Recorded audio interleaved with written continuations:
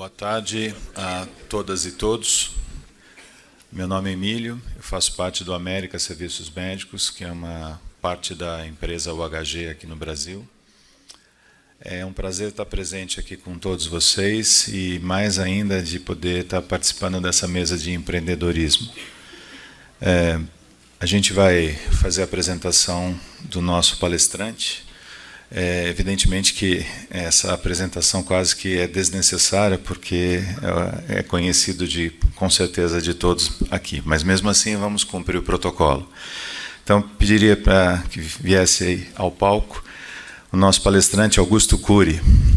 Ele é médico psiquiatra, psicoterapeuta, pesquisador e escritor, pós-graduado no Centre Médical Marmottan, em Paris, também na Espanha e na PUC de São Paulo. Considerado o autor mais lido da década, segundo o jornal Folha de São Paulo e segundo a revista Isto É. Já vendeu mais de 25 milhões de livros somente no Brasil. É best-seller em vários dos mais de 70 países onde é publicado. Ganhador do prêmio de maior ficção do ano de 2009, pela Academia Chinesa de Literatura com o livro O Vendedor de Sonhos. Autor da teoria Inteligência Multifocal, processo que estuda a construção de pensamentos e de formação de como gestor da mente humana e do primeiro programa da Mundial de Gestão da Emoção. Usado no projeto Free Mind, bem como no projeto Você é Insubstituível, uma vacina emocional para a prevenção de suicídios e transtornos psíquicos, que é 100% gratuito. Com vocês, Dr. Augusto Cury, tenha a sua... Fique à vontade. Muito obrigado, agradeço. Muito obrigado. Um grande abraço ao Emílio e ao seu time de São Paulo, como grande líder na área hospitalar, ao Rodrigo e a todo o seu staff e a GEST, que é o 10º workshop de gestão hospitalar e 7º workshop de gestão empresarial. Também quero enviar um abraço a todas as pessoas que estão me assistindo pelas mídias sociais. Eu pedi para abrir esta minha conferência para que pessoas que me seguem nas redes sociais também possam aprender um pouco mais sobre como não desistir dos seus sonhos, o que são os sonhos, como fundamentá-los, como trabalhá-los, materializá-los e como empreender numa sociedade como a sociedade brasileira, que o céu e o inferno emocional estão muito próximos, o céu e o inferno econômico, os radicalismos, todas as crises que nosso país vive e que dificulta que tenhamos um horizonte mais claro para que possamos realizar os nossos sonhos. Em primeiro lugar, sonhos não são desejos. Isso é um erro crasso. Desejos são intenções superficiais que não resistem ao calor dos problemas na segunda-feira. Por exemplo, uma pessoa que é muito ansiosa, irritadiça, intolerante, e ela, num ato heróico, diz que de hoje em diante eu desejo ser a pessoa mais calma da minha cidade, da minha empresa, da minha família. Funciona? Funciona até que alguém não a contraria. Desejos de ter bons amigos, desejo de andar por ares nunca antes respirados, para chegar a lugares que as pessoas normalmente não chegaram, desejos de se reinventar, de superar o seu caos emocional, por exemplo, de superar a glossofobia. Sabem o que é glossofobia? É o medo de falar em público. 3/4 das pessoas são vitimadas pela glossofobia. É quase inacreditável. Na era em que o ser humano soltou a língua, soltou a sua capacidade de falar, de pensar, de expressar as ideias no mundo digital, quando você coloca o ser humano frente a outras pessoas, numa reunião de equipe ou numa conferência, há cárceres mentais que bloqueiam milhares de janelas com milhões de dados e as pessoas falham dramaticamente. Inclusive, é uma coisa muito séria, as crianças começam desde cedo a trabalhar com videogames, com computadores, internet, e os pais logo notam que os filhos têm mais habilidade que eles. Nossa, meu filho é um gênio. Só que o gênio desaparece na adolescência, quando você o coloca para debater ideias, resolver seus conflitos, ter resiliência, eles se curvam à dor e acabam tendo grandes dificuldades de se reinventar e escrever os seus capítulos mais nobres em seus dias mais tristes. Estamos na era dos desejos, mas precisamos mudar a era dos desejos para a era dos sonhos. Sonhos são projetos de vida. Mesmo quando o mundo desaba sobre você, eles criam raízes. Sonhos dependem de escolhas fundamentais.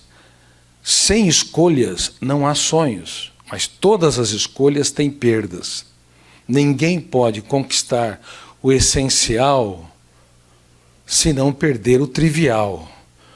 Por isso que muitos estão fora do jogo da vida, porque não sabem fazer escolhas e não sabem sofrer perdas.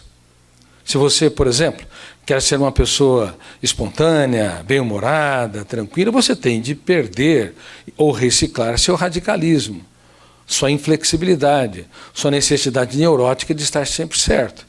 Quem está sempre certo, ou quem tem essa postura de se defender demais, não é uma pessoa segura, é uma pessoa imatura.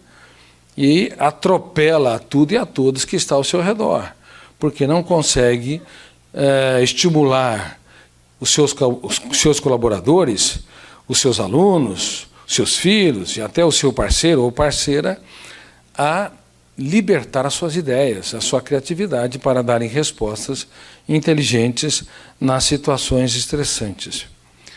Portanto, os sonhos, eles representam as flores que são secretadas. Mas as flores são secretadas em que estação? Que estação? Primavera. Todo mundo acha que é nas primaveras, ou a grande maioria. Esses dias eu estava ensinando o meu neto, que tem o mesmo nome que eu, e eu sou apaixonado por ele. Eu falei que quando as flores aparecem? Nas primaveras. Mas quando elas são produzidas? Nas primaveras também, vovô. Não, elas são produzidas nos invernos, no caos do frio, nas intempéries, nas baixas temperaturas, na escassez hídrica. Quem tem medo da dor, dos fracassos, das crises, das dificuldades, não consegue secretar flores, não consegue ter uma primavera excelente e estável. A vida é um grande contrato de risco.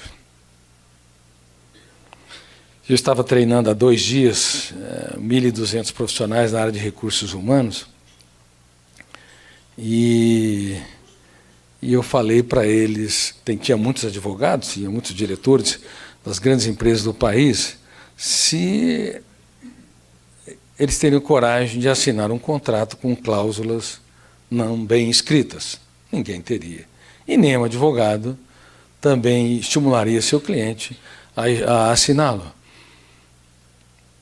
Mas a vida é um grande contrato de risco sem cláusulas definidas. Não está nada escrito. Você não sabe, inclusive, quais pensamentos você vai produzir daqui a alguns minutos. Nós vivemos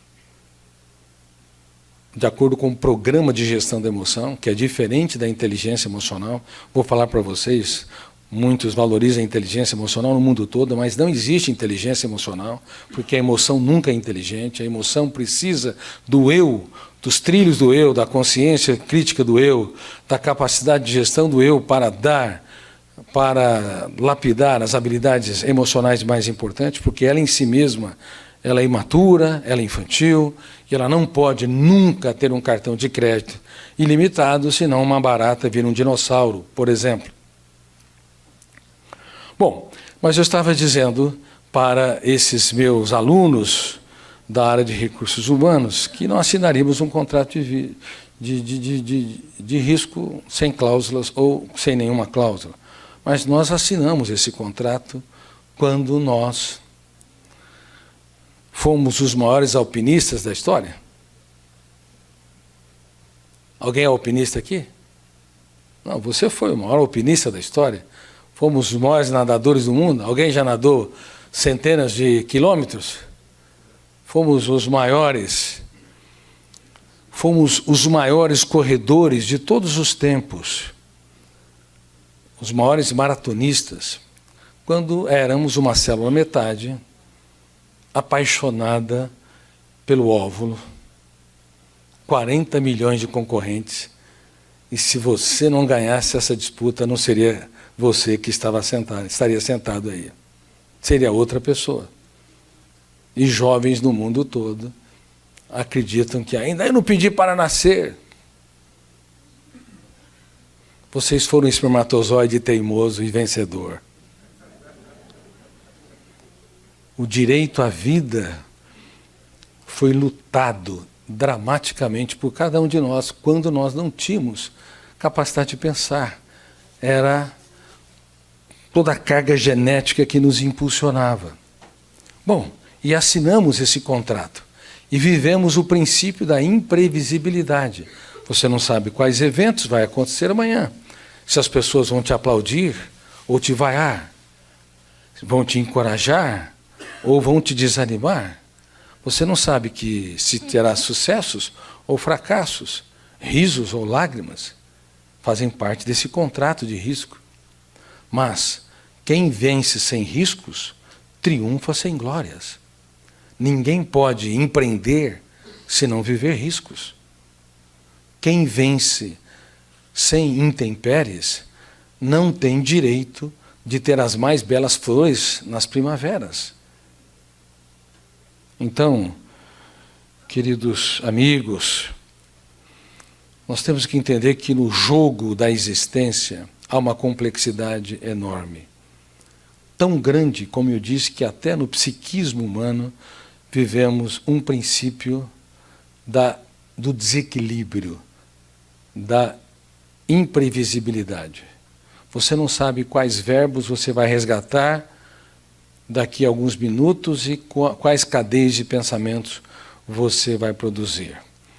Essa imprevisibilidade e esse contrato de risco torna a vida agradavelmente fascinante e frequentemente ansiosa e não poucas vezes traumatizantes se o nosso eu não aprender a trabalhar perdas e frustrações, a gerenciar o estresse, a administrar os pensamentos, a escrever os mais importantes textos da nossa existência nos capítulos mais importantes da nossa vida. Toda pessoa que é muito perfeccionista, parece uma vantagem, né? Mas é uma desvantagem competitiva enorme, porque o perfeccionismo ele faz com que as pessoas tenham uma necessidade ansiosa de controlar tudo, até todos os objetos na mesa, ou então uma série de palavras que ele vai falar num evento, tudo tem que ser muito organizado, muito bem formatado. Mas a criatividade sempre nasceu no caos. Ela nasce no caos. Ela nasce da desorganização. Aqui neste país que não valoriza os seus cientistas, eu tive o privilégio, antes de publicar uma das minhas 60 obras, escrever mais de 3.000 páginas sobre uma das últimas fronteiras da ciência, o mundo onde nascem os pensamentos, os tipos de pensamentos, a natureza dos pensamentos e os fenômenos que atuam em milésimos de segundo para construí-los. Como é que vocês entendem de maneira extremamente rápida cada palavra que eu digo, cada pronome, substantivo e verbo que eu conjugo? Não é o teu eu, são fenômenos que estão sendo disparados em nuvens no córtex cerebral, abrindo milhares de janelas com milhões de dados. Por isso ninguém é de seu menor valor. Por isso que a discriminação, seja qual for, na área sexual, discriminação racial, discriminação econômica, pela cor da pele, é uma atrocidade contra a própria inteligência. Por isso, uma pessoa grande, ela é capaz de abraçar os diferentes. Isso é digno da maturidade. Quem ama na essência aquilo que toca os seus valores, o o que mexe com a sensibilidade, mas é capaz de respeitar solenemente as diferenças. Então, na essência, nós nos amamos, nas diferenças, nós nos respeitamos. Veja bem, até um paciente em surto psicótico, quando ele desenvolve uma ideia delirante de que o mundo o persegue, tem a psicose paranoica e tem a ansiedade paranoica. A ansiedade é a pessoa não perder os parâmetros da realidade, mas sempre acredita na teoria da conspiração. Conhece pessoas que acreditam na teoria da conspiração? A internet tem aos milhões. Tem uma paranoia, acha que sempre alguém está puxando o seu tapete ou o sabotando. Independente se é uma psicose paranoica, onde se a pessoa acredita fielmente, né, de que alguém está perseguindo, sabotando, ideias bizarras, totalmente contra os parâmetros da lógica, ou uma ansiedade paranoica, não importa. O ser humano é tão complexo que, quando ele desenvolve essa ideia, não quer dizer que ele é de baixa complexidade, mas de alta complexidade. Por exemplo, a inteligência artificial. Ainda que nós consigamos sobreviver centenas ou milhares de anos, ainda que possamos reunir todos os computadores do mundo para produzir a mais completa AI, a mais incompleta inteligência artificial, ela nunca sentirá a ideia de perseguição. Um computador nunca sentirá solidão, nunca sentirá dúvidas. No livro que eu escrevi, O Médico da Emoção, ali tem um embate muito grande com a inteligência artificial e o Marco Polo, que é meu alter ego. E uma das coisas que essa inteligência artificial, que se tornou tão sofisticada e retroalimentou o seu aprendizado, pressionava Marco Polo, era saber o que era a dúvida, o que é sentir tédio, o que é experimentar o medo. Nunca diminua as pessoas porque elas aparentemente são frágeis. Fragilidade é uma coisa, complexidade é outra coisa. Atitudes anacrônicas, débeis, é uma coisa, mas a construção no imaginário de pensamentos em nossa psique é outra coisa. Se você compreender minimamente como é que se forma essa última fronteira das ciências, que é o mundo dos pensamentos, você vai abraçar mais e julgar menos. Você vai ser mais tolerante, aumentar o limiar para suportar frustrações, porque vai entender que por detrás de uma pessoa que fere é uma pessoa ferida. Ninguém te machuca se primeiramente não machucou. Ninguém te entristece, te lesiona, opina ou critica injustamente se primeiramente não for mal resolvida. Mas nós tendemos a achar que as coisas são muito planejadas em nossos desafetos. Eles fazem de propósito. As pessoas que nos machucam, nos traem, nos ofendem, nós achamos que são muito planejadas. A pessoa, de fato, engendra na sua psique. Mas as coisas acontecem numa sofisticação, numa abertura rapidíssima de milhares de janelas com milhões de dados, e de repente se produz um pensamento, uma atitude que de alguma forma nos asfixia, mas muitas vezes não foi planejada. E os pais não entendem isso. Quando seus filhos o contrariam, os pais tendem a elevar o tom de voz, porque achando que ele está indo contra a autoridade, e pais querem domar a ferro e fogo o comportamento de um filho ou uma filha, e professores no mundo todo, inclusive nas grandes universidades como Cambridge, Oxford, MIT, Stanford, mesmo nas universidades asiáticas, como não se estuda essa última fronteira da ciência, o processo de construção de pensamentos, tende-se a achar que um aluno que está agitado, alienado, ou tem uma atitude ríspida, também foi planejada, sem perceber que há um mundo em que esse aluno também não consegue controlar e ele precisa aprender a desenvolver ferramentas de gestão da emoção para ser autor da sua própria história, para aprender a ter um mínimo de autocontrole para aprender a ser protagonista da sua própria psique. Quem tem pessoas aqui que precisam perdoar e até hoje não conseguiram? Levante as mãos. São meus alunos hoje. Levante as mãos. Ótimo. Cada vez mais tem pessoas levantando as mãos. Muito bom. Parabéns. Eu quase não tenho tempo de dar conferência. Demora muitos anos para aceitar um convite. Por isso eu não dou mais conferência. Eu dou treinamento. E eu peço para as pessoas que estão me ouvindo não se comportarem como espectadores, mas como meus alunos. Vocês topam? Sim? Cuidado. Cuidado. Bom,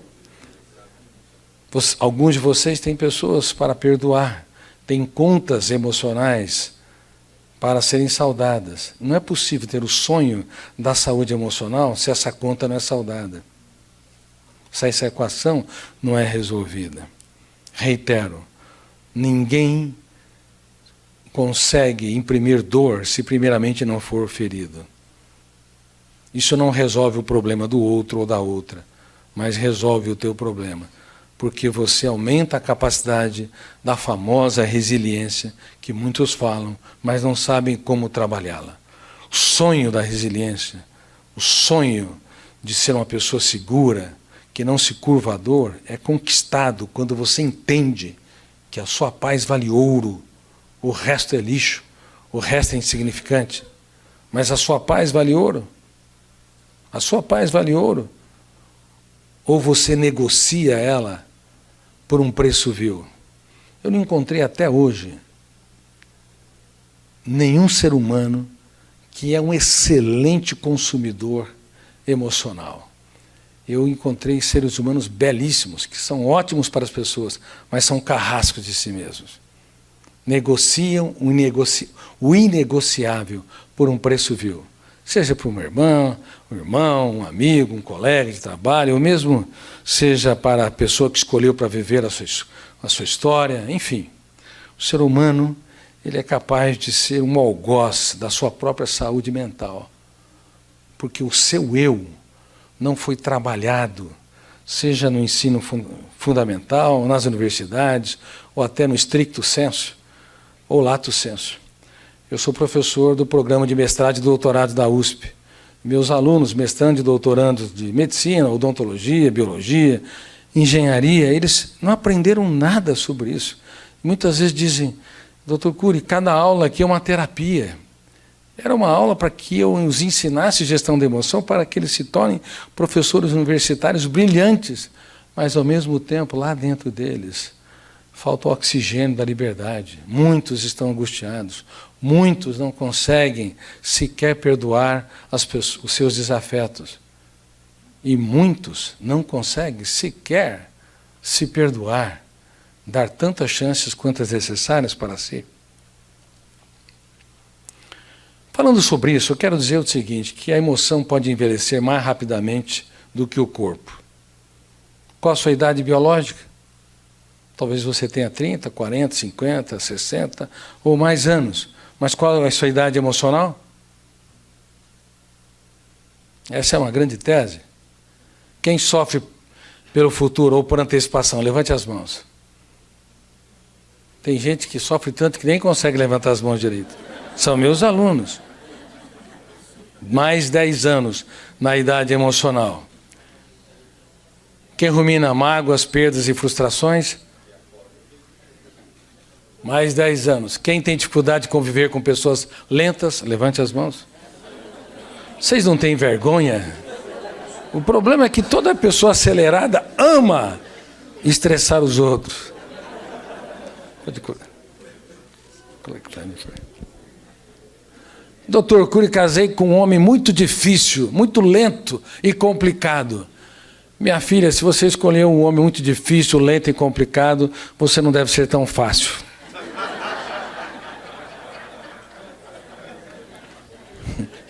E ele vai ficar mais difícil se você não aprender técnicas de gestão da emoção, de gerenciamento do eu, de ser líder de si mesmo para desenvolver o sonho de relações saudáveis. Porque as pessoas prometem com muita facilidade, né?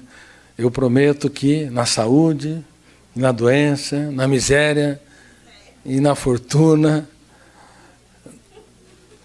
O que mais? Até que a morte os separe. As pessoas mentem com tanta facilidade. Tem que mudar esses votos.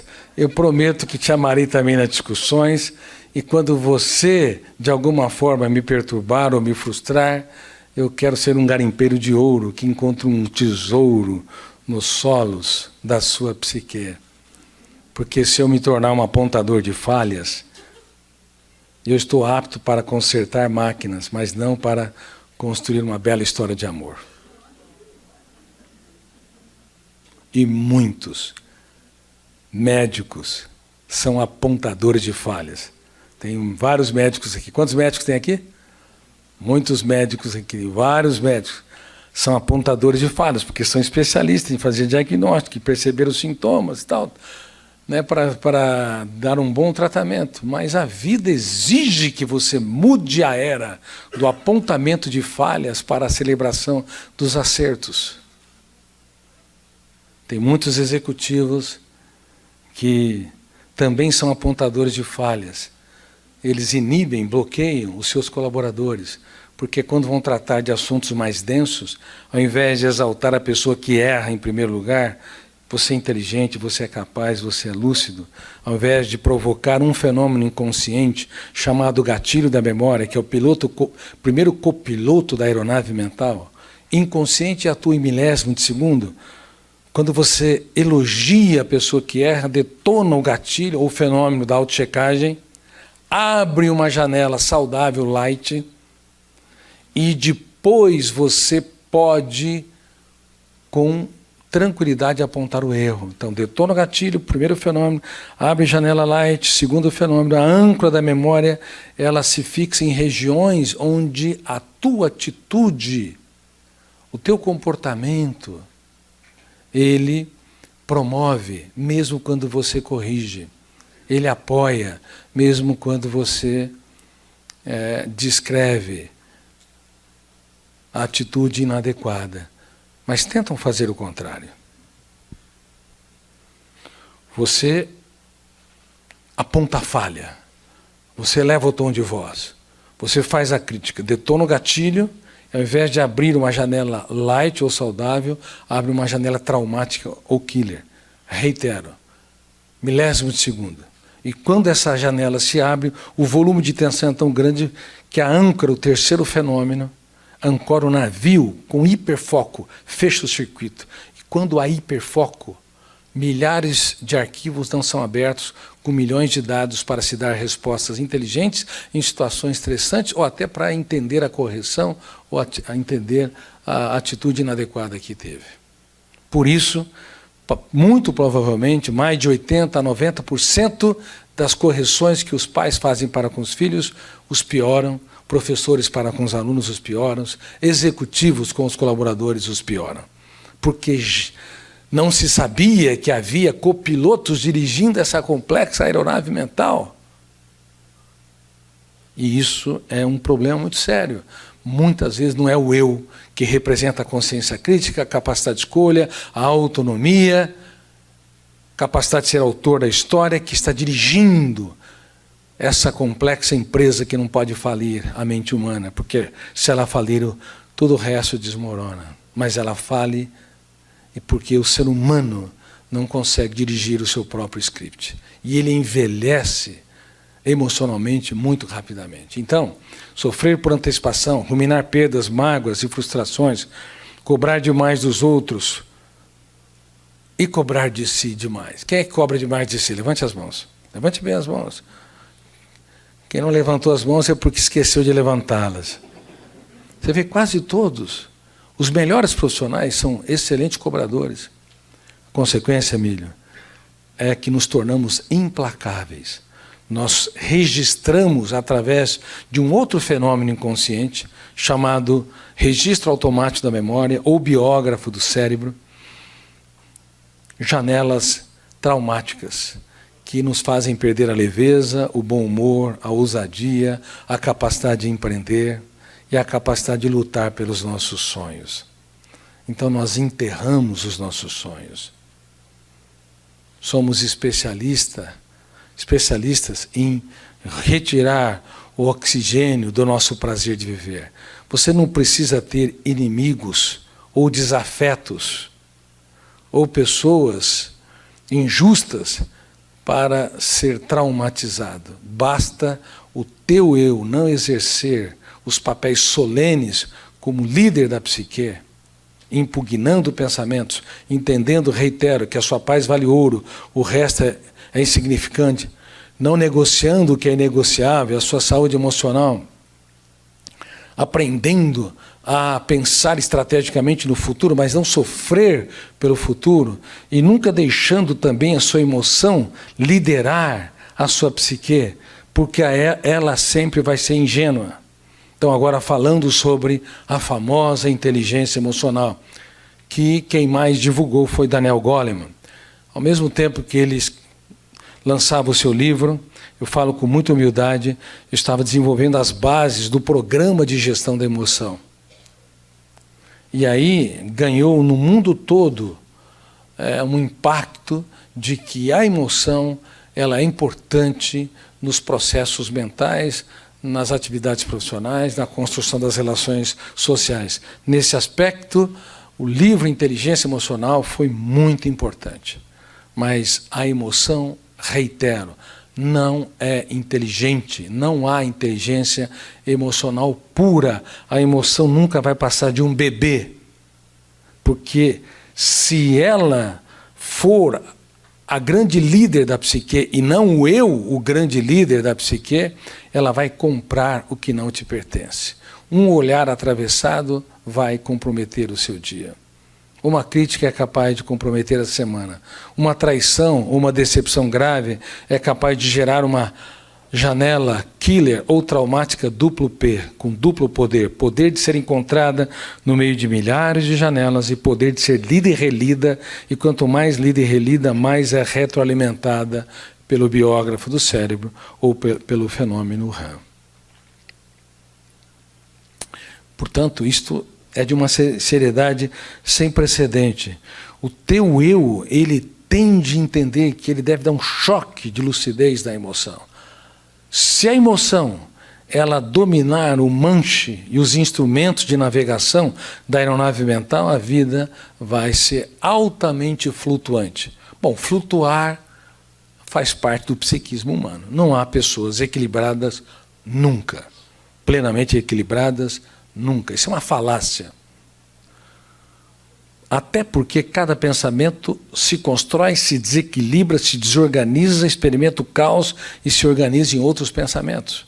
Senão você não produziria milhares e milhares de ideias, imagens mentais, fantasias e assim por diante. Esse constante desequilíbrio no centro de energia mental é um fator preponderante para a construtividade de pensamentos. Você não consegue nem sequer interromper a construção de pensamento. Pode usar qualquer técnicas como de meditação, de relaxamento, mindfulness, técnicas religiosas. Você não interrompe nunca, porque até a tentativa de interrupção já é um pensamento. É a consciência do processo interruptivo. Você pode e deve desacelerar, mas você não consegue interromper. Mesmo nos sonhos, quando ele entra no estágio inconsciente, onde ele não lê os campos da memória e usa os parâmetros da realidade para produzir pensamentos dentro de uma linearidade, dentro de uma construtividade lógica, os 4 fenômenos, ou os 4 copilotos, gatilho da memória, janelas da memória, âncora da memória e também o alto fluxo, que lê e relê as janelas abertas, lá você produz milhares de personagens, ambientes e circunstâncias nos sonhos. E alguns deles você se lembra quando acorda. Mas boa parte você não se recorda. Pensar, portanto, não é uma opção apenas do Homo sapiens. Pensar é uma inevitabilidade. Então, se você pensa demais, você pensa demais porque você é complexo demais. Tão complexo que quando você não tem problemas, você os cria. E tem pessoas que criam muitos problemas. E cuidado, a sua emoção, se ela não aprender a ser gerida pelo eu, quando eu treino magistrados, e eu dou já dei vários treinamentos para magistrados, eu digo que a mente é como um fórum. Se não tiver um eu, como advogado de defesa, já foi. Você vai produzir tantos pensamentos perturbadores, vão se ancorar em janelas traumáticas e a emoção vai comprar de maneira irresponsável. Porque como um bebê, uma criança que entra no supermercado, onde ela pode comprar tudo, por qualquer valor, ela quer levar tudo. A emoção, reitero, ela não tem consciência crítica. É o seu eu que deveria desenvolver uma agenda para que a consciência crítica pudesse ser estabelecida. Mas no mundo todo, como eu disse, seja no ensino básico, seja nas universidades, ou no latus, ou stricto sensu, não se ensina quase nada sobre o eu. A mudança de era, da era das informações para a era do eu como gestor da mente humana, da era do apontamento de falhas para a era da celebração dos acertos, da era do excesso de atividades para a era do eu como diretor do script da nossa própria mente. Então esse eu é mal formado, pessimamente, é um péssimo diretor do nosso script, é um péssimo executivo, usando a metáfora da empresa chamada mente humana, da aeronave humana, da aeronave mental. E entramos na vida numa história extremamente sofisticada, cuja existência é um contrato sem cláusulas definidas, completamente preparado para vivê-la. É quase inacreditável que nas empresas se estabelece processo, se há treinamento, as pessoas em tecnologia de informação desenvolvem uma série de programas para tudo visando aumentar a produtividade, a eficiência e evitar perda de produtos, de energia e assim por diante. Mas a nossa mente vive um índice GEI, G-E-E-I. Poderia repetir? Gasto de energia emocional inútil. Quanto você gasta de energia emocional inútil? Se você usasse os mesmos critérios para preservar a energia da sua mente, a saúde da sua mente, os processos, a eficiência da sua mente na sua empresa, você seria despedida no primeiro dia. Portanto, cobrar demais de si, ruminar mágoas, sofrer por antecipação, aumentar os níveis de exigência para que os outros correspondam às nossas expectativas, ter hipersensibilidade, onde pequenos problemas têm um impacto muito grande, ou até impulsividade. Tem pessoas que me dizem, Dr. Cury, eu não levo desaforo para casa, eu sou muito honesto. Bateu, levou. Claro, você é um desequilibrado. Não leva desaforo para casa física, mas leva desaforo para a casa mental. Porque o fenômeno RAM, registro automático da memória, é implacável. Toda vez que uma pessoa é impulsiva, ela reage de maneira ansiosa, não apenas afeta o outro, mas registra no córtex cerebral mais uma janela traumática. Um verão não se faz com uma andorinha, se faz com um bando de andorinhas. Uma parede não se forma com um tijolo, mas com muitos tijolos. Também a expressividade de características de personalidades, sejam saudáveis ou doentias, precisam de milhares de janelas ou arquivos. Então, pouco a pouco, nós adoecemos os outros, pouco a pouco também nós nos adoecemos. Mesmo que nós não tenhamos diagnósticos ou sintomas que caracterizam doenças clássicas na psiquiatria, como a síndrome do pânico, como uma depressão bipolar, como um surto psicótico, uma esquizofrenia, uma psicose paranoica, um delírio de grandeza, ou mesmo uma dependência de drogas, dependência química, ou uma doença psicossomática, como a síndrome de Crohn e assim por diante. Mesmo que nós não tenhamos sintomas clássicos, nós nos adoecemos. Só com essas características de comportamentos que vocês estão apresentando, vocês já estão esgotando o seu cérebro. Quer ver? Quem tem dores de cabeça ou dores musculares? Levante as mãos aqui. A grande maioria. Quem acorda cansado aqui? Levante as mãos. Eu vou tomar um pouco de água. Por que acordam cansados? Porque fizeram muitos exercícios? Alguns sim, mas a maioria porque pensou excessivamente, se emocionou excessivamente. Lembra, a emoção e pensamentos, elas se transitam, isso faz parte da psique. Mas se uma pessoa de manhã é tensa, após o almoço está mais estressada, à tardezinha está angustiada, irritadíssima, e à noite nem ela está se suportando, não é saudável. É de se esperar que uma pessoa alegre tenha seus momentos de tristeza, e uma pessoa tranquila, por mais serena que seja, tem seus golpes de ansiedade. Mas uma flutuabilidade intensa é doentio.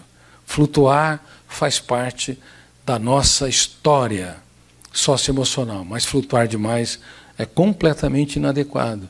Mas as pessoas vivem essa flutuação constantemente. Em destaque porque tem a síndrome do pensamento acelerado. Há cerca de 18 anos eu descrevi essa síndrome.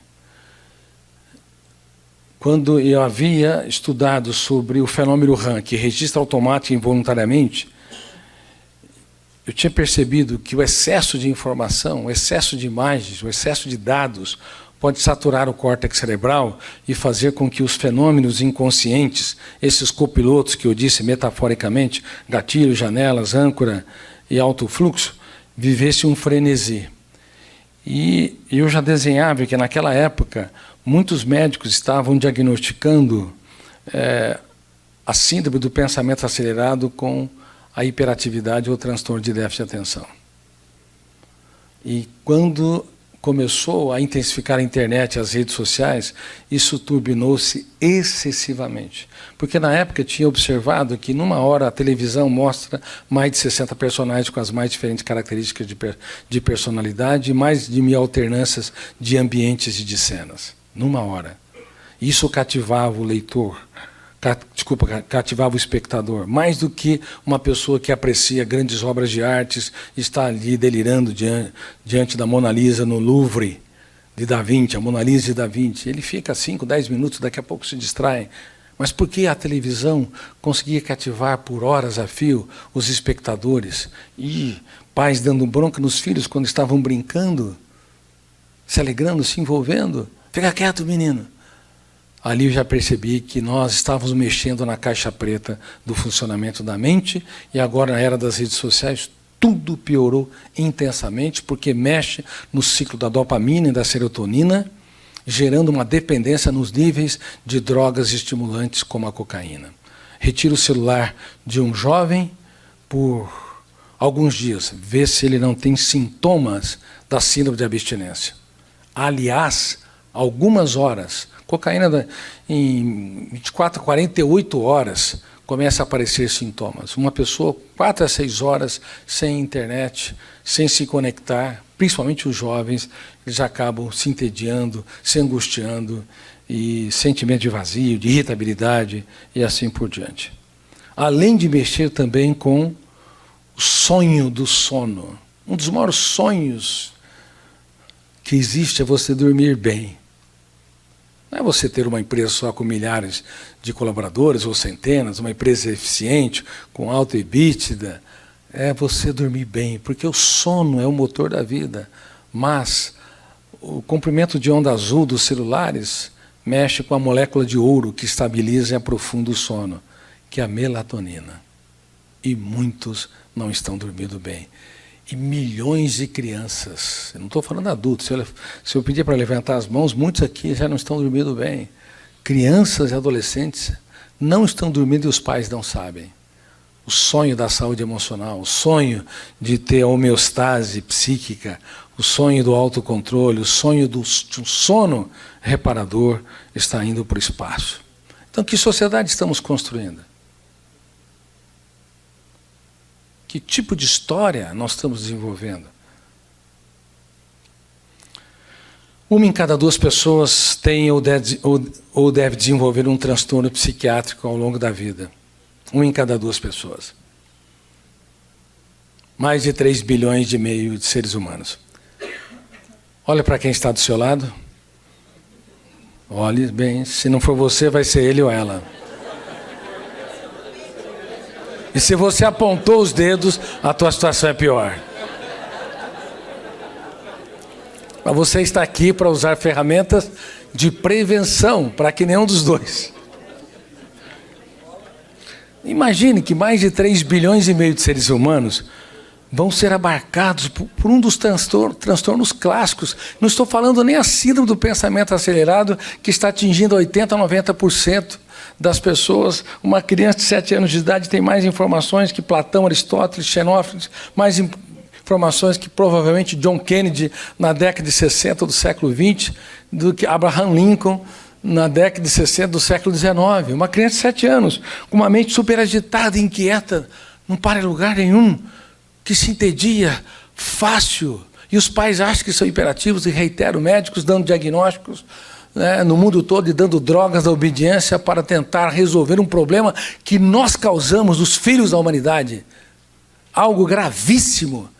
Médicos pediatras, neurologistas, psiquiatras dando diagnóstico errado, quando na verdade 1 a 2% é hiperativo e 80% a 90% é síndrome do pensamento acelerado. Não estou nem falando em relação a essas síndromes, a síndrome predador-presa, a síndrome PIB, padrão inatingível de beleza. Quando vocês estão diante dos espelhos, mulheres, sonho da autoestima e da autoimagem, o que vocês veem? E exaltam suas qualidades ou os defeitos anatômicos que vocês acham que têm? Qualidades ou defeitos? Defeitos. E muitas vezes vocês se vestem para si ou para as outras? Vocês se vestiriam como se vestiram no lockdown? Não. Mas a mente é a mesma para trabalhar, o raciocínio é o mesmo, a produtividade é a mesma. Nós nos vestimos para os outros, muitas vezes. Não é só pelo nosso conforto. Síndrome PIB, padrão inatingível de beleza. Não estou nem considerando isso. Estou falando em doenças clássicas. 3,5 bilhões ou mais. E talvez nem 1% se trate. Porque o tratamento é caro, a falta de profissionais de saúde mental com habilidades e também as pessoas tendem a negar as suas mazelas psíquicas, sem entender que uma pessoa grande se faz pequena para mapear seus fantasmas mentais e procurar ajuda para se reinventar. Porque quem tem medo de mapear os seus fantasmas mentais vai ser vampirizado a vida toda. Certa vez, dando uma conferência na Romênia, lá tinha vários alunos, vários leitores, médicos, psicólogos, educadores. Eu fiz uma brincadeira. Bom, na Romênia nós temos, na Transilvânia, a lenda do Drácula. Não tem Drácula fora de nós, mas tem Drácula dentro de nós. Toda vez que você exige demais o que os outros não podem dar, você está vampirizando a si e aos outros. Se você é implacável com seus erros, não consegue se abraçar, namorar a vida, você está vampirizando também a sua saúde emocional. Se você não trabalha perdas, dores e frustrações, se você se curva aos fracassos, às crises, até às vaias, sem entender que a vida é um contrato de risco, que aplausos e vaias né? Sucessos e fracassos fazem parte da historicidade de cada ser humano. Você também está vampirizando a sua saúde emocional, o sonho da saúde emocional, e também seus sonhos profissionais. Eu era assim, eu era uma pessoa que cobrava demais de mim, e eu era uma pessoa desconcentrada. Eu era a segunda nota da classe no ensino fundamental e médio, de baixo para cima. Ninguém apostava em mim. Aí os meus colegas falaram sobre o que eles queriam ser. Uns queriam ser agrônomos, professores, engenheiros, e eu, segunda nota da classe. Meus amigos diziam que eu só tinha um caderno e nada escrito. Disse que eu queria ser um médico e um cientista. Silêncio geral. Depois vieram os deboches. Aí eu aprendi a primeira ferramenta para transformar sonhos em realidade. As principais decisões de um ser humano são solitárias. Você não pode depender da plateia nunca. Se você adiá-las ou depender de apoio, muito provavelmente você não vai tomá-las. Aí, a segunda ferramenta, sonhos não são desejos, como eu disse para vocês. E a terceira ferramenta, sonhos precisa de disciplina. Sonhos sem disciplina produzem pessoas frustradas. E disciplina sem sonhos produz pessoas autômatas, que só obedecem a ordens. Muitas mentes brilhantes não transformam seus sonhos em realidades porque eles não têm disciplina. E disciplina passa pela fase de euforia, pela fase de angústia e pela fase da realização. Mas não é possível manter o nível de euforia, de alegria, de contentamento sempre quando você realiza um sonho. Tem a fase de inverno, tem a fase de dificuldade, tem a fase que você está só, tem a fase que talvez é até difícil para você apostar em si, mas você aposta porque tem de se apostar, porque você não tem outra opção. Então você transforma os seus sonhos que estão sendo desfeitos, esfacelados, em realidade. Eu passei a estudar 12 a 14 horas para entrar na faculdade de medicina. E entrei. Foi um grande sonho. Só que do segundo para o terceiro ano, mais um inverno emocional. Eu passei por uma dor indescritível e entendi, dor emocional, que as lágrimas que nunca serpentearam no teatro do rosto, elas são mais dramáticas do que aquelas que são visíveis. E foi ali que eu procurei o mais importante endereço. O endereço que poucos procuram ao longo da sua história. Foi o endereço dentro de mim mesmo. Eu que comecei a me perguntar quem eu sou, o que eu sou, como penso, por que penso, por que dirijo um veículo, mas não dirijo o veículo da minha mente, por que minha emoção domina a minha psique. Quem é meu eu? Por que não dirijo minimamente os meus pensamentos? Por que me cobro demais? Eu era uma pessoa sociável, tinha muitos amigos. Ia em festas, jantares, mas aqui dentro não havia alegria, não havia festas.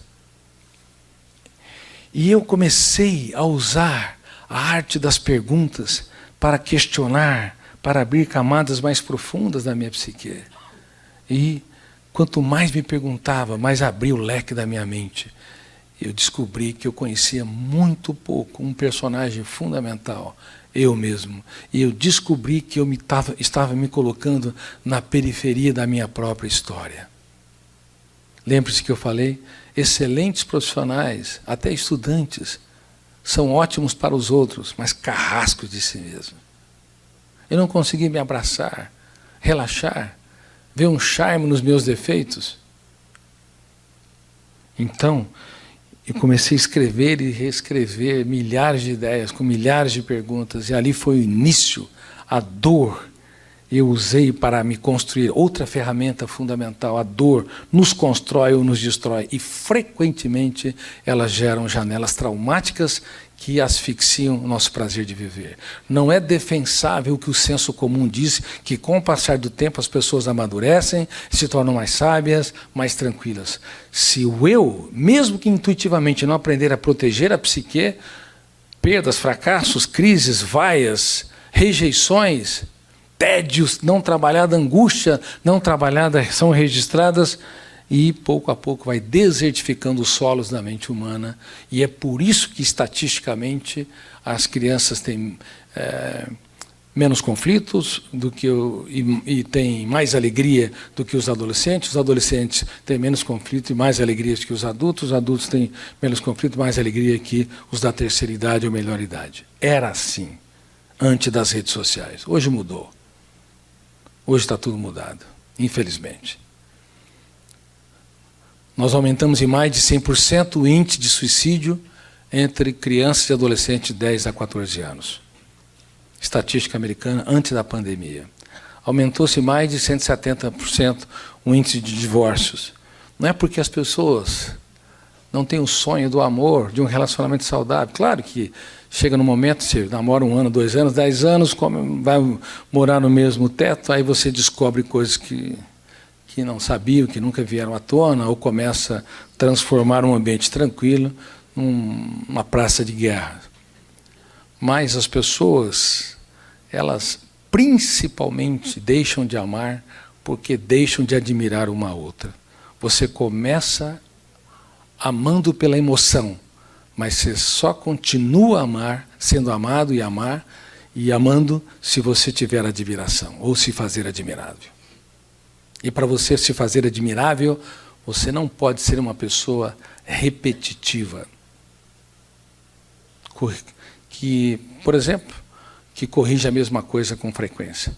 Quem corrige 2 vezes a mesma coisa, da mesma maneira, é um pouco chato. 3 vezes é muito chato. 4 vezes ou mais é insuportável. Quem de vez em quando é insuportável aqui? Levante as mãos. Levante bem as mãos. Parabéns pela honestidade.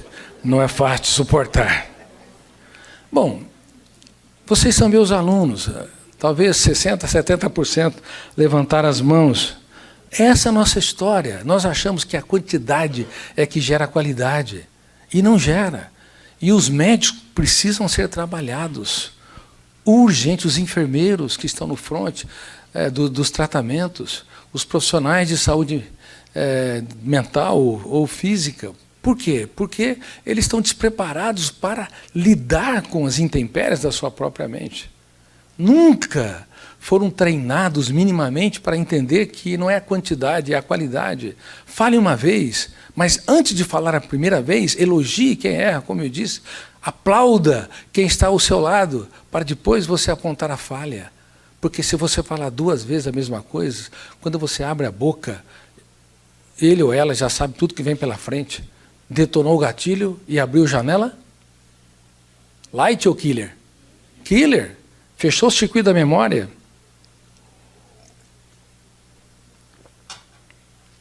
Isso não foi estudado por brilhantes pensadores como Freud, Piaget, Vygotsky, Kant, Sartre e tantos outros. Mas agora foi estudado e nós temos que prestar muita atenção. Nós temos que levar em altíssima consideração que nós somos treinados para dirigir veículos, treinados para dirigir empresas, treinados para desenvolver uma profissão, como as pessoas que estão aqui me filmando, somos treinados, mas não somos treinados minimamente para dirigir o veículo da nossa psique. Ou a dor nos constrói ou nos destrói, o fenômeno RAM atua rapidamente, em poucos segundos, gerando janelas traumáticas. Por isso que você tem de aprender a ter o sonho do eu como gestor da sua mente. É o sonho dos sonhos em termos de saúde mental. E o mestre dos mestres, há 2000 anos, ensinou os seus alunos que só lhe davam dores de cabeça dessa maneira. Quando o seu traidor o beijou, no exato momento da traição, era de se esperar que na psiquiatria e na psicologia detonasse o gatilho, abrisse a janela killer, fechasse o circuito da memória e ele reagisse excluindo ou se intimidando diante da possibilidade de ser preso ou torturado. Mas, para espanto das ciências humanas, ele elogiou o seu traidor. E, infelizmente, as religiões todas falharam em não estudar as ferramentas de gestão da emoção, nem mesmo, e também as universidades falharam dramaticamente em não estudar o professor dos professores para formar pensadores.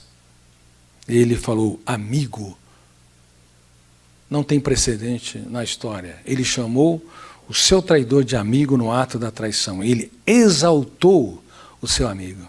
Isso detonou gatilho, abriu janelas lights e não killer. Amigo, por que você está aqui? E fez uma pergunta. Levou o método do questionamento no nível em que Sócrates jamais imaginou, que foi o grande questionador. Amigo, por que você está aqui? Ele não tinha medo de ser traído, ele tinha medo de perder um amigo. E ele fez uma pergunta para que ele mesmo encontrasse respostas. E quase Judas Iscariotes se tornou um dos maiores pensadores que também pudesse influenciar a humanidade, mas depois que ele jogou as moedas de pratas no caminho, detonou o gatilho, abriu janela killer do sentimento de culpa. E a culpa branda, ela previne a psicopatia e a sociopatia. E a culpa atroz, ela é violenta, devastadora, porque gera um hiperfoco. E toda vez que há hiperfoco, é um problema. Foco é fundamental para você se concentrar. Falta de foco, você não consegue reter informações, trabalhá-las e desenvolver um raciocínio brilhante. Mas o hiperfoco, como na claustrofobia, medo de lugar fechado, como na glossofobia, medo de falar em público, como na alodoxofobia, medo da opinião ou dos haters, como na nictofobia, medo da noite, tem mais de 100 tipos de fobia, e também hiperfoco, como no sentimento de culpa, de incapacidade, de autopunição, é devastador, é violento. E o hiperfoco é que leva as pessoas a tentarem contra a sua própria vida. Elas não querem matar a vida. Porque todo pensamento sobre a morte, do ponto de vista filosófico, sociológico e psicológico, é uma homenagem à vida. Todo pensamento sobre a morte é uma homenagem à vida, porque só a vida pensa. Eles querem matar a dor, a angústia e a ansiedade. A autopunição, a autocobrança, o humor depressivo. Meus queridos amigos, encerro minha conferência pedindo para que vocês revisem em que lugar vocês estão se colocando na sua própria agenda. Na periferia da sua história ou no centro dela. Em que lugar vocês estão colocando as pessoas que estão ao seu redor, no centro ou na periferia delas. Para quem vocês devem pedir desculpas? Para vocês, para os outros, e a quem vocês têm que perdoar? Os outros, vocês, talvez tudo isso, mas que você seja um brilhante gestor da sua emoção para realizar os mais notáveis sonhos da sua vida. E se geri-la, não tenha medo de falhar. E se falhar, não tenham medo de chorar. E se chorarem, repense sua história, mas não desista nunca. Namore a vida. Dê sempre uma nova chance para si e para quem vocês amam. Muito obrigado por serem meus alunos.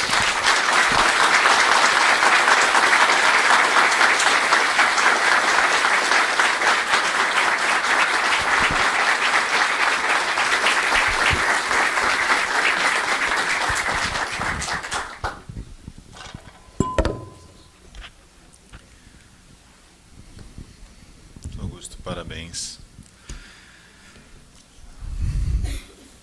Depois eu tenho uma historinha para contar como é que eu cheguei aqui hoje. Não desisti do sonho. Vou chamar agora para compor a mesa de debate, mas dois caros aqui. Vou chamar primeiro o Eduardo Franceschi de Amorim. Ele é graduado em Economia pela FAP de São Paulo, especialização em Logística na North Stream University nos Estados Unidos, um MBA em Administração e Marketing na USP e um Leadership na Harvard Business School, sócio-diretor da AWA Apex Agropecuária e também é membro do Conselho Aquadelta Agroindústria SA e Genesias, vice-presidente da RAREF, Fundação de Ribeirão Preto, apoiando a recuperação de vidas. E também é do Instituto Ribeirão 2030. Por favor.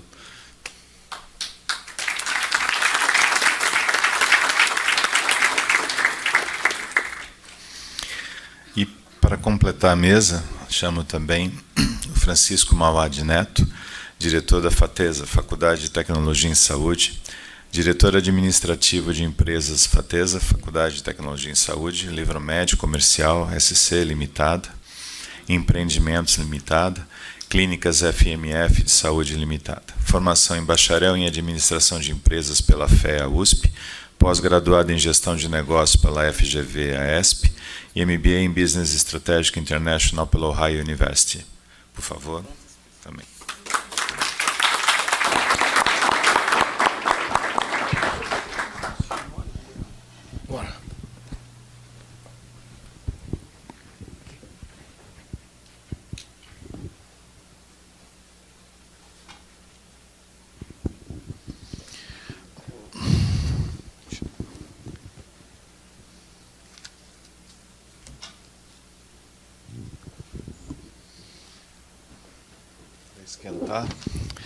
Para esquentar um pouquinho, Eduardo ou Francisco gostariam de começar? Fiquem à vontade.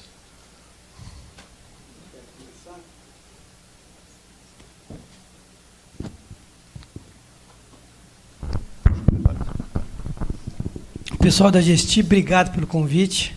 Pessoas fantásticas aí que eu tenho o prazer de ser parceiro, viu? Doutor Augusto, fantástica a sua palestra. Na nossa opinião, eu não vi as outras, mas fecha com chave de ouro, viu? Parabéns. E vem tudo a ver com empreendimento. Empreender é um ato de otimismo. O Jorge Paulo Lemann, que é um dos maiores empresários brasileiros, dono da Brahma, falou: ele nunca conheceu um pessimista bem-sucedido. Então, como nos motivar numa situação igual a essa que a gente vive hoje? E o doutor Augusto, com esse brilhantismo, conseguiu dar algumas explanações de como fazer isso. Nós, da FATESA ali, nós vemos oportunidades. Como ele disse, por exemplo, quem aqui já ouviu falar em Zoom Boom? Um fenômeno que está acontecendo agora. Zoom é aquela plataforma de videoconferência. As pessoas começaram a se ver. O mercado de estética aumentou 30%. Vamos fazer curso de estética? Estamos fazendo, né? Por exemplo, o médico, temos muitos médicos aqui, que perceberam que são gestores. Com esse aumento, 40 mil médicos todos os anos surgindo, o médico tem que se diferenciar. Não só o médico, os gestores da saúde. O mercado está ficando bem mais acirrado cada vez mais.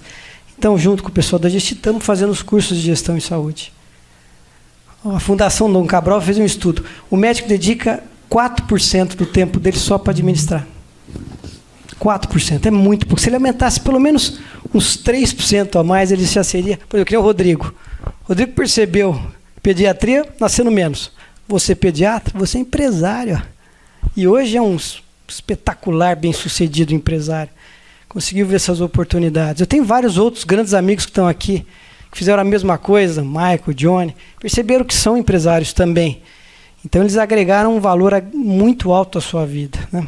Então, as oportunidades, elas vêm e quando a gente menos percebe. Um colega aqui na entrevista passada disse que não tem medo do contrafluxo, de ir num caminho difícil. E, infelizmente, a gente vai no fluxo. E as oportunidades geralmente estão no contrafluxo, no mais difícil, no mais complicado. Se eu for querer competir com uma Anhanguera, com uma Unip da vida, eu estou quebrado. Então, nós vamos focar em saúde. Uma máquina, um aparelho caro, um profissional caro ensinando.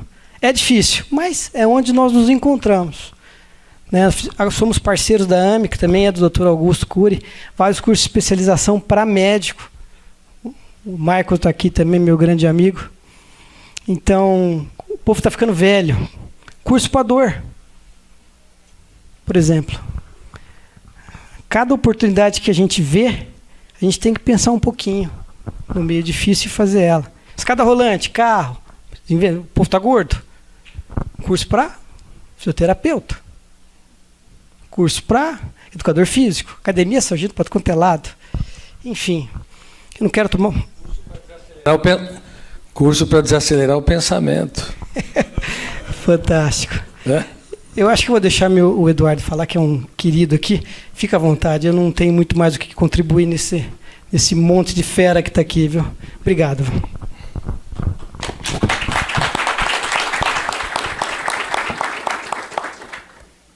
Fica à vontade.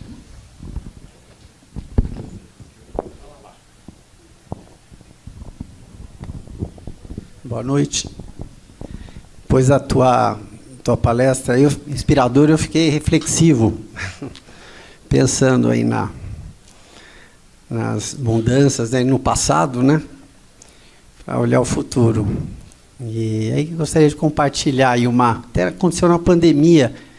Eram 2 sonhos que eu tinha grandes, assim, sonhos. Sempre fui muito sonhador, apesar de sonhar, mas nunca fui muito de conseguir alinhar as palavras, nunca fui de falar muito bem, apesar de depois de algum tempo eu consigo me expressar bem. E muito ansioso, hoje bem menos, mas muito disciplinado e com muita determinação. E na pandemia, no começo da pandemia, 2 sonhos que eu estava iniciando. Um trabalho no agro, né? Hoje eu trabalho numa fazenda que é agricultura e pecuária. Na época era só pecuária. E estava iniciando a agricultura, mas bem de uma forma muito pequena, vamos dizer. Era 1% do que eu faço hoje. E era um sonho, na verdade, criar uma integração, que era a pecuária com a agricultura na fazenda. Estava no início da pandemia. Aí, nessa pandemia, vou ficar em casa, vou para a fazenda, né? Vamos dizer, você fica assustado. Aí, vamos dizer, avaliei que, na verdade, vamos dizer, o incerto, né? Tomando os cuidados, valia a pena na verdade, continuar a minha rotina e ir atrás de um sonho que eu estava perseguindo há bastante tempo, e que, apesar de não conhecer, não ser do ramo da agricultura, eu vinha da indústria de alimentação animal. Já estava há mais de 20 anos na indústria de alimentação animal. E aí entrei de cabeça, e usando, na verdade, o que eu aprendi na indústria de alimentação animal, que é fazenda, né, que é agricultura com pecuária. É um campo muito vasto, pouca gente preparada, vamos dizer, é um ramo difícil, tem muitas variáveis. A indústria você vê diariamente, a tua perda, o desperdício, né, você consegue medir, né, você tem um fator humano, pessoal mais preparado. E na fazenda é difícil, porque primeiro para a pessoa querer ir trabalhar no campo e você poder reter, né, longe da cidade. E aí foi um caminho de 2 anos e meio, 3 anos até agora, de qualificação, de pegar junto com as pessoas que estavam lá, tentar parametrizar, empresas de RH que, na verdade, estavam indo 6 vezes por ano, né? Parametrizava, entrevistava todos os funcionários, e aí eu acabei trocando 70% das pessoas que trabalhavam na fazenda, quer dizer, foi uma mudança em 3 anos, né? E qualificando, tentando também trazer gente de fora para dentro. As pessoas que ficaram hoje são as âncoras, os 30%, e o resto foram trocados. E, na verdade, esse sonho, na verdade, era uma região que não tinha muita agricultura, era muito pequena, a região de Jussara, Britânia. E então, vamos dizer, acelerando durante a pandemia, né, acreditando, vamos dizer, até numa fase que estava meio parado, né, o petróleo caindo, eu falei, não, agora é hora a soja, por sorte, subiu o preço, então eu prefixei a soja, e na época que era a moeda que eu entrei na agricultura, e falei, não, agora eu vou dedicar e vou executar. E meus vizinhos, né, sempre, na verdade, conversando, não, isso aí não dá certo, nunca deu certo, né? e não dá, precisa só irrigado, né? Isso sequeiro. E aí, na verdade, foi bem, tivemos um resultado bom, ajudou, né, os preços da soja, na verdade, rediava os custos que eu tinha. Então, eu calculei que, na verdade, se desse tudo errado, pelo menos eu praticamente empatava. Então, foi depois aí de mais ou menos uns 3 anos, né, 2 anos e pouco, né, desde a pandemia, a fazenda está toda aberta com a agricultura, e hoje é uma integração. Hoje eu tenho mais arrobas abatidas no confinamento que eu tinha antes, usando 25% da área da fazenda, e o resto é agricultura, porque ela, na verdade, o gado, durante um ano, ele engordava 4,5 arrobas com o pasto, né? Quando você põe agricultura e você semeia a semente em cima do pasto 20 dias antes de colher, você tem pasto de inverno, como fosse de verão. Então, ele começou a engordar 7 arrobas por ano. Então, é um ganho até, vamos dizer, é um ganho bem a mais do que eu imaginava ser possível na minha região. Então, acabou, na verdade, trazendo aí um retorno, e hoje estou confiante, intensificando bastante. Aí aumentei a fábrica de ração, silo, secador de soja, né?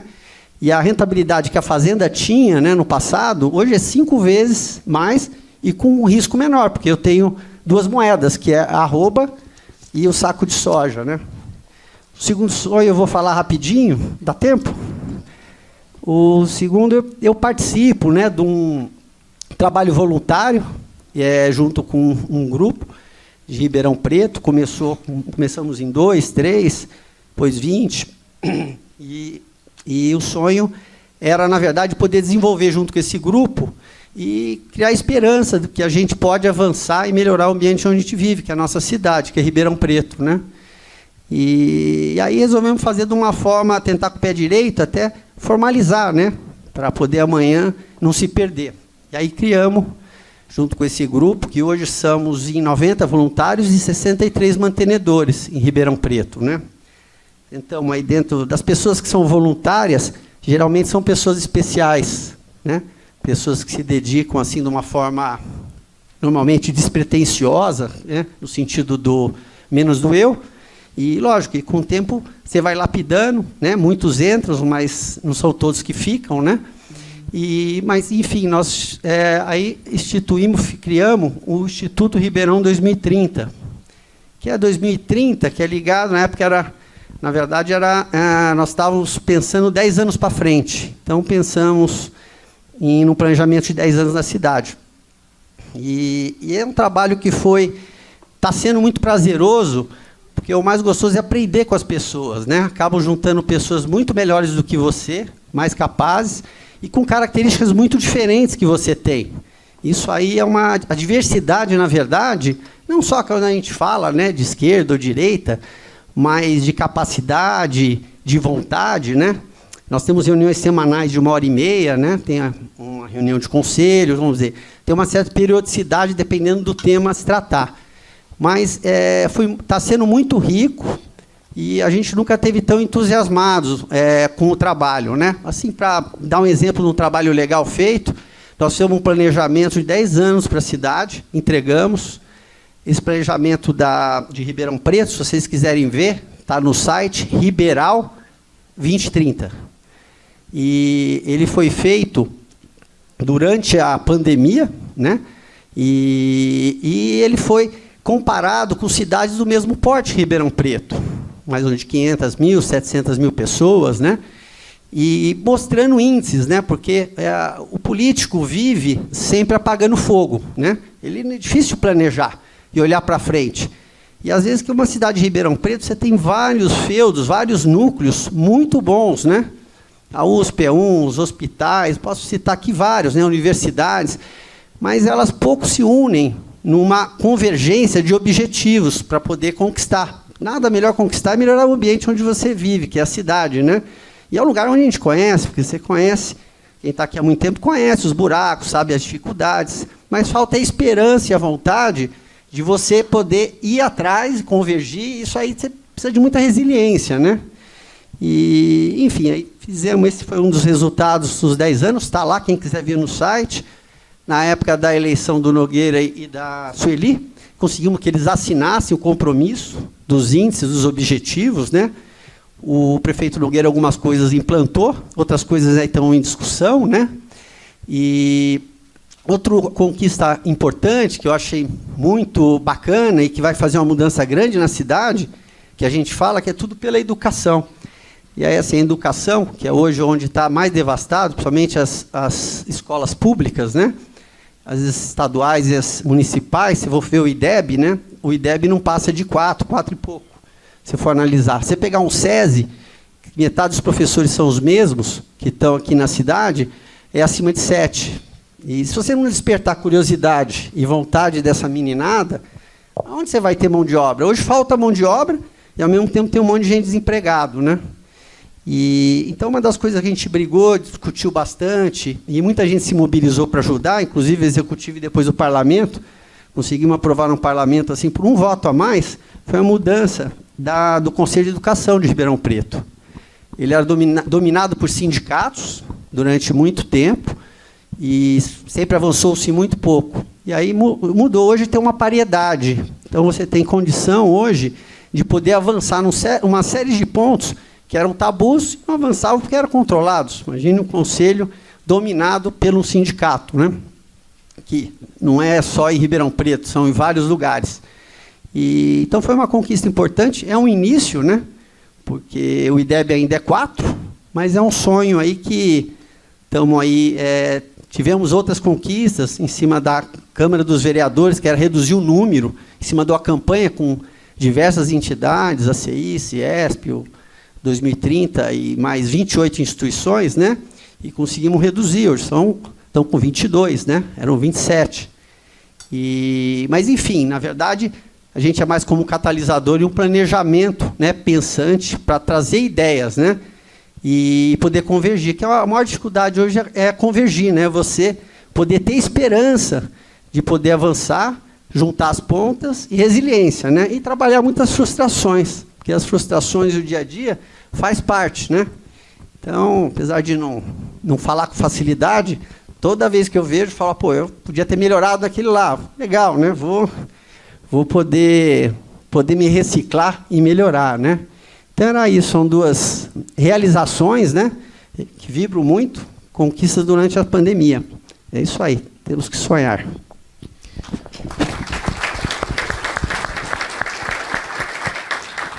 Parabéns, Eduardo, parabéns, Francisco.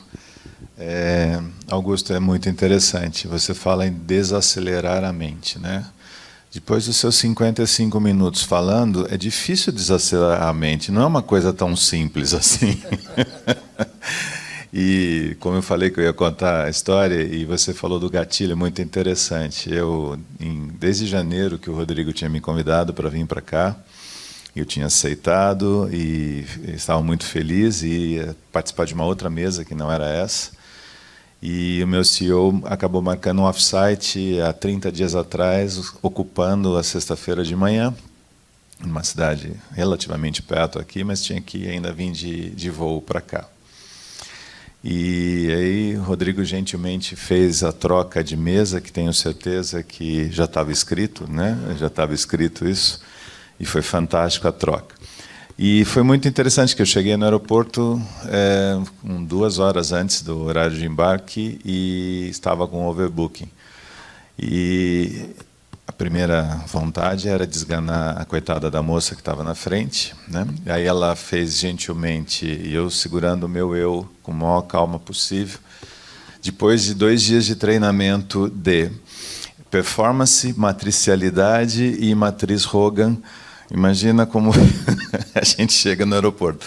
Enfim, e na fala ela, não, mas fique tranquila, a gente tem um voo às 17 horas. Eu falei, só se for para ir tomar chopp com o Rodrigo, nesse horário, não vai adiantar mais eu chegar lá. Enfim, mas eu usei o gatilho e acabei tratando da preocupação daquela moça em tentar resolver meu problema. E conversa vai, conversa vem, ligações aqui para o Rodrigo falando, não sei se vai dar, mas ela queria me trazer de carro. Eu falei, carro não dá, eu vou chegar atrasado, eu não posso, eu que vou abrir lá, tal. E no final ela conseguiu que uma benemérita alma aceitasse vir no voo das 17, acabei estando aqui. Mas usando o gatilho, exatamente esse gatilho. Porque junto comigo tinham várias outras pessoas que não usaram esse gatilho e estão lá no aeroporto até agora. Angustiados. Totalmente, totalmente. Então é muito bacana isso. Eu tenho uma pergunta para você.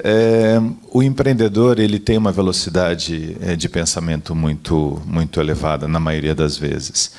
Você é partidário que o empreendedor ele precisa ter um gestor para organizar algumas coisas e deixar ele voar numa parte do que ele tem que fazer, e alguém ajustando as coisas que vêm por trás, porque vem uma avalanche de coisas por trás desse empreendedorismo. Então, eu queria ouvir isso de você. Parabéns, Emília. Muito inteligente a sua abordagem. Parabéns, Eduardo. Os seus sonhos são muito interessantes.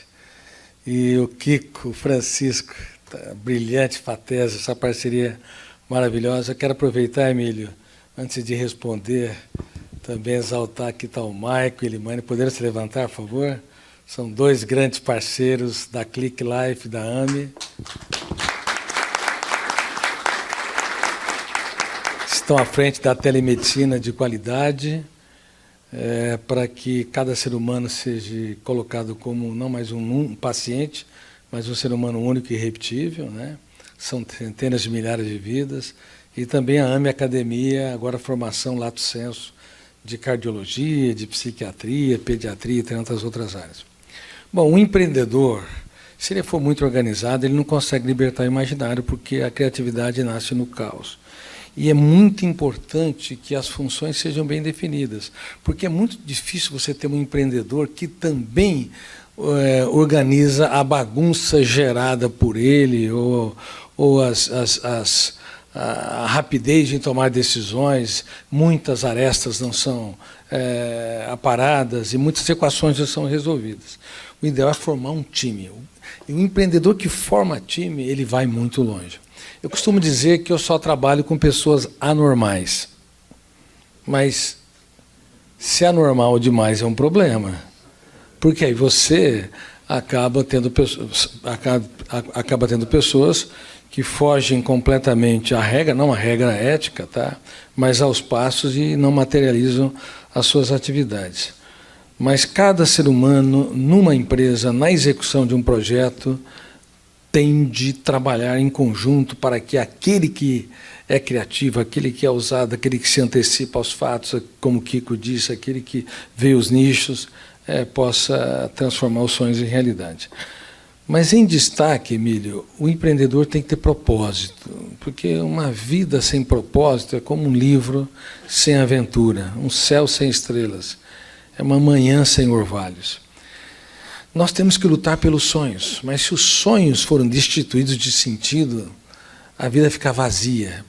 Certa vez eu fiz uma matéria na Forbes americana, onde eu disse que muitos estão listados na Forbes como os homens e mulheres mais ricos do mundo, são miseráveis morando em palácios, porque acabaram viciando a sua psique em precisar de muitos estímulos para ter migalhas de prazer. Eles fazem tanto, vão atrás de tantos projetos e às vezes executam com o seu time, conseguem êxito, só que eles não são satisfeitos, eles não são alegres, não são felizes, porque sobem no pódio, ao invés de desfrutar das suas conquistas, eles entram numa nova jornada viciante. Agora, quando você tem propósito, que você executou, que você conquistou, ele também beneficia outras pessoas, como a Click Life. Estamos atendendo muitos orfanatos, né, centenas, vamos atender milhares de crianças, inclusive com vários magistrados da infância e adolescência. Queremos atingir, inclusive, todos os antigos orfanatos que hoje nós chamamos de instituições socioeducativas. Por exemplo, nós temos a AME, que é a lato sensu, a formação de médicos. O Brasil cometeu um erro muito sério, não sei se vocês médicos têm consciência disso. Hoje nós temos mais faculdades de medicina que os Estados Unidos, ultrapassamos a China e a Índia. Nós temos mais médicos por habitante já do que Israel, do que Japão, os médicos, às vezes, são mal formados e mal distribuídos em destaques. Então, a AME objetiva, junto com a FATESA, resolver um pouco o problema. São gotas no oceano, mas tem que ter propósito. Vamos atender gratuitamente, com qualidade, as pessoas que vão participar do projeto também. Nós temos também a Gatchosen. A Gatchosen é a primeira rede social do mundo. Eu sou crítico das redes sociais, até porque a necessidade neurótica de poder, o recorte da realidade, aquele sorriso superficial, aquele sucesso daquela foto que não condiz com o que a pessoa vive no seu dia a dia, levando milhões de pessoas a buscarem um sucesso pelo sucesso, rápido e mágico. E 30% hoje das crianças querem ser youtubers, dos adolescentes querem ser influenciadores sociais, tudo mágico, né? Sem entender que sonhos sem riscos, sonhos sem risco e sem disciplina nos tornam estéreis. Bom, a Gatchosen, apesar de ser uma rede social, ela monetiza os usuários. 60% de toda a receita vai para os usuários. Então, qual que é o propósito? É que haja uma empregabilidade no mundo todo.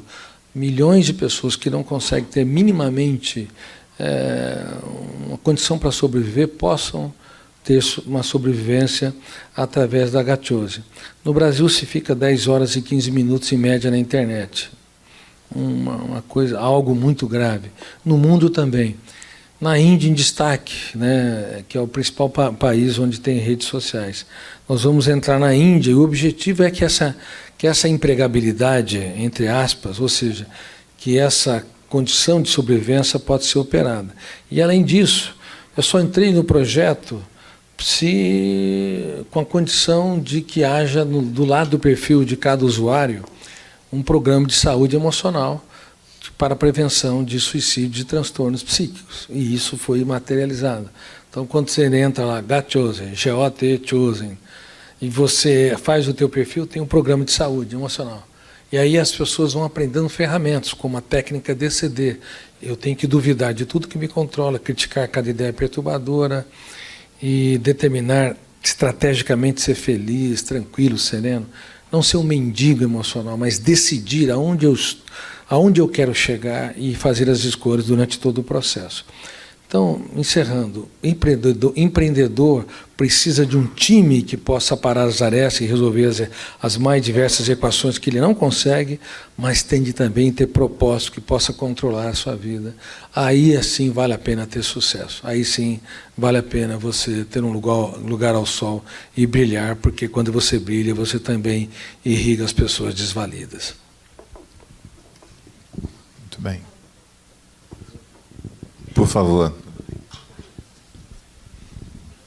Parabenizar o Augusto Cury pela brilhante palestra, o Kiko pelas considerações dele, o Eduardo também, o Emílio pela epopeia, né, pela história bacana aí.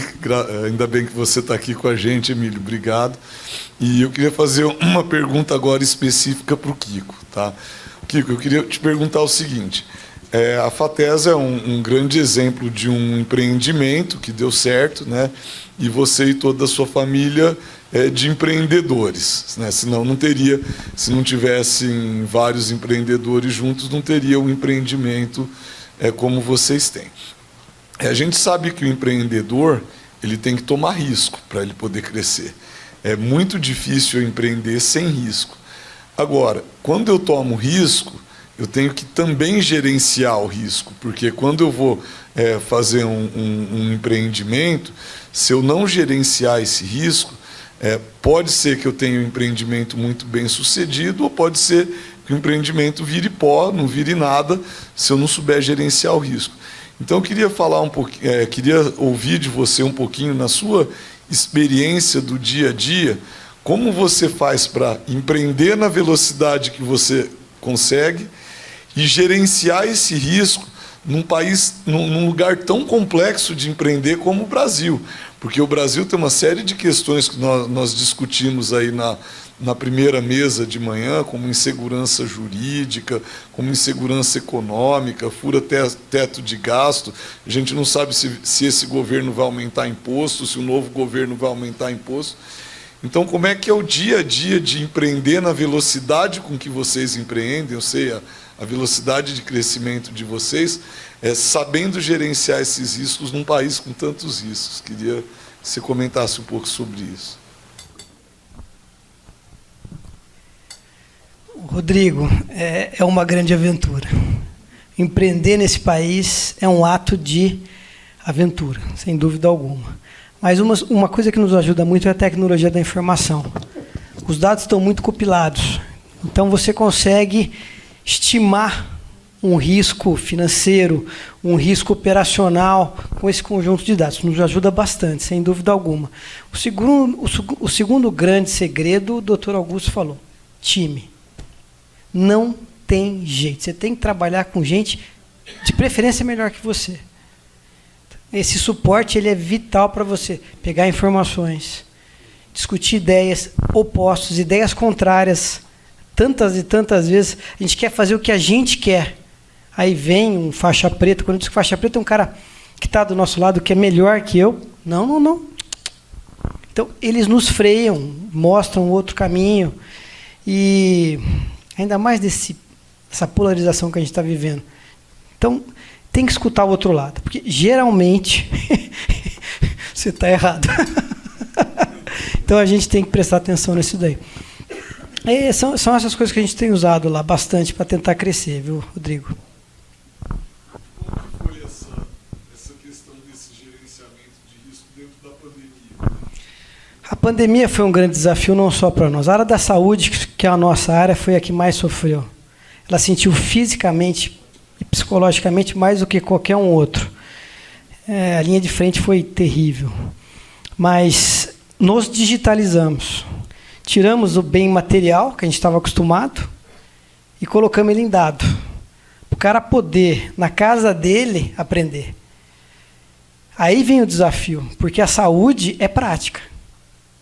Só que tem a teoria. Então, cara, colocamos a teoria toda nas plataformas de ensino à distância, e a prática, ou nós íamos fazer o treinamento no local dele, operacional que estava aberto, ou fazíamos nos consultórios, nas clínicas. A gente não podia abrir naquela época para fazer, a faculdade estava fechada. Então, fomos até o cliente.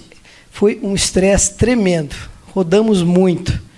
Não podíamos rodar, íamos com atestado médico para fazer os treinamentos, um absurdo, usando celulares para fazer as gravações, enfim. Isso nos fez crescer bastante, bastante. Hoje eu posso dizer que 40% dos meus clientes estão na plataforma e não saem mais dela, coisa que até 2019 eu não tinha nenhum. Hoje eu estou com 4.900, mais ou menos, médicos online aí, não só médicos também, dentistas, fisioterapeutas,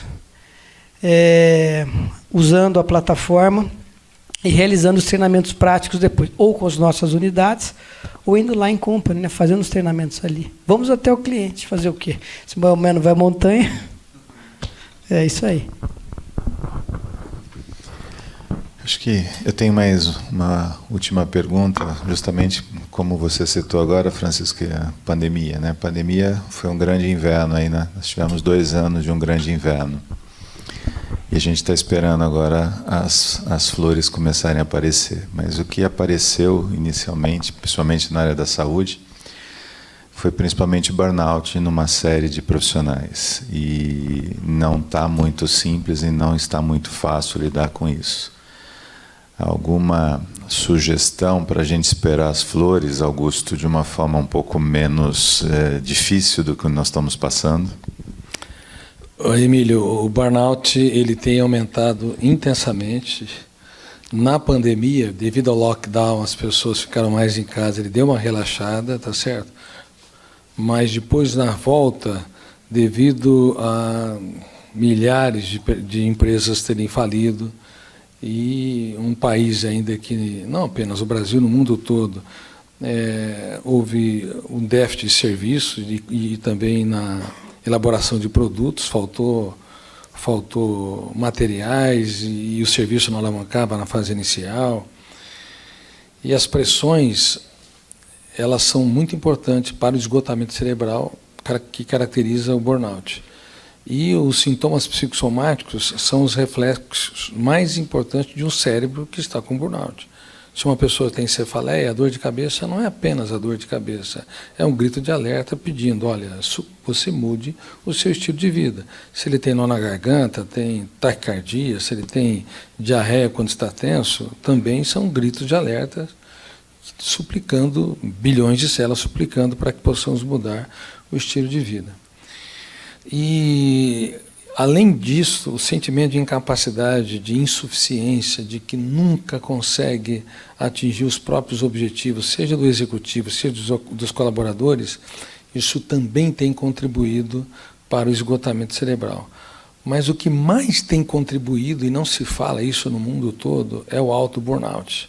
São as pessoas que colocam metas para si elevadíssimas, que nunca se abraçam, não conseguem namorar a vida. Você não consegue namorar o trabalho, namorar uma pessoa, namorar a existência, se primeiramente não namorar a vida. E para namorar a vida, você tem que ter uma autoestima consolidada. Mas as pessoas pensam que a autoestima ela é apenas você sentir bem. Na verdade, a autoestima é um fenômeno muito importante, onde você dá descontos para erros que são suportáveis seus e dos outros, onde você contempla o belo, faz das pequenas coisas um espetáculo aos olhos, onde você julga menos e abraça mais, onde você treina a sua emoção para fazer da vida um espetáculo único e imperdível, apesar das intempéries que nós vivemos. Felicidade, relaxamento, saúde emocional é treinamento em destaque. A não ser que haja falta das necessidades mínimas de sobrevivência, educação, mobilidade social. Se as necessidades mínimas são atendidas, o eu tende a treinar, a superar o burnout, mas não apenas as pressões e o esgotamento, mas a autopunição e a autocobrança. E temos de viver uma vida que vale a pena ser vivida e uma vida onde deixamos um legado. E o maior legado que nós podemos deixar, como eu disse e reitero, é se fazer admirável. Não adianta querer que as pessoas te valorizem se você não se fizer admirável. Não adianta achar que você vai ver uma vida exitosa, alegre, feliz, também se você não se admirar, se você não se abraçar, se você não viver mais leve. Aí, se nós assim o fizermos, a vida se torna um espetáculo único e imperdível e não um teatro de terror. Obrigado pela sua pergunta. Alô? Uma pergunta complementar sobre a pandemia, para o Dr. Cury. E perguntar, a pandemia no Brasil, ela teve um lado devastador, né? Muita gente morreu, foi uma situação difícil, mas ela tem um outro lado também de oportunidade, de abrir portas, porque, como até você citou bastante, no inverno, na dificuldade, né? Que as pessoas também se desenvolvem. Então, acho que muito empresário, muita gente que talvez não continuasse numa vida pequena, média ou grande, normal, daquele tamanho, da mesma forma, foi desafiado. E, vamos dizer, os que não quebraram, né, que estão aí, estão se recuperando, talvez possam estar mostrando aí uma mudança muito maior, uma velocidade de recuperação, porque o Brasil, diferente da Europa, né, e de outros países, nunca teve uma guerra, né? Segunda Guerra Mundial, Primeira Guerra Mundial. Nós não temos frio abaixo de 20 graus, 10 graus, né? Invernos fortes. E isso aí foi um terremoto para a gente. Foi um inverno aí de menos 20 e, vamos dizer, chacoalhou. Então, acredito que cria muita abertura e faz refletir e pensar para planejamento, né? Como é que o senhor vê essa mudança? A pandemia, ela foi, de fato, algo dramático, porque milhões de pessoas acabaram perdendo as suas vidas, mas a humanidade já viveu pandemias muito piores do que essa. A peste negra, a gripe espanhola, devastou cerca de 15% da Europa, para você ter uma ideia. São números assustadores, e naquela época muitas pessoas achavam que a humanidade ia desaparecer. E a pandemia agora também nos pegou de surpresa, porque nem imaginava que um vírus pudesse ter uma capacidade de infecção tão rápida e de disseminar tão intensamente. Ao mesmo tempo que imprimiu tantas dores, as dores é uma oportunidade notável para você se reinventar. Dificilmente o ser humano abre o leque da sua mente para enxergar outras possibilidades e se reinventar demais quando ele está na bonança, quando ele está vivendo os céus de brigadeiro. Por exemplo, vocês, na agricultura, eram subsidiados há 3 décadas, 4 décadas. Isso era um problema sério. Quando se tirou os subsídios, a agricultura sofreu muito e hoje a agricultura brasileira, o agrobusiness, ela é pungente, porque a dor fizeram com que vocês se reinventassem. A dor, inclusive, fez com que você se reinventasse na pandemia. Então, se por um lado muitas pessoas choraram e as lágrimas são inenarráveis e a dor de cada ser humano é única e é somente dele, não dá para transferir para o outro, inclusive nenhum psiquiatra consegue sentir a dor da depressão, a dor da síndrome de pânico de um paciente, é só dele. Por outro lado, se nós aprendermos a não ter medo da vida, ter medo sim de não vivê-la intensamente, não ter medo do caminho, ter medo sim de não caminhar e entender que a vida é um contrato de risco, que se nas perdas nós aprendemos lições e nos ganhos nós aplaudimos a existência, aí sim toda crise, toda dificuldade, todo conflito, mesmo a pandemia, é capaz de levar as pessoas a dar um salto muito grande. Mas nós não saímos bem emocionalmente, porque os celulares, as redes sociais, acabaram levando milhões de casais a ter a oportunidade de dialogar, de perguntar aonde eu errei e não soube, o que eu posso fazer para te tornar mais feliz, de brincar mais com a vida. Milhões de pais, centenas de milhões de pais perderam a oportunidade de perguntar para os seus filhos que medos, que fantasmas os assombros, que medos os abarcam, que pesadelos, que bullying tiveram. Eles não dialogaram, não transferiram o capital das experiências. Aí foi uma oportunidade perdida devido à intoxicação digital. Mas no setor produtivo, muitos acabaram se reinventando. Porém, centenas de milhares foram deixados no caminho porque suas empresas faliram. E quando falta, o dinheiro não traz felicidade, nunca trouxe felicidade, mas a falta dele traz infelicidade e estresse. Então, muitas pessoas perderam seus empregos, muitas empresas faliram, e isso expandiu também a ansiedade sociofamiliar.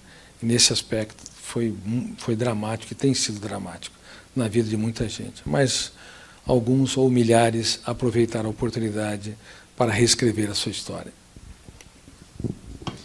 Muito bem. Caro Augusto, caro Francisco, caro Eduardo, agradeço a presença de vocês.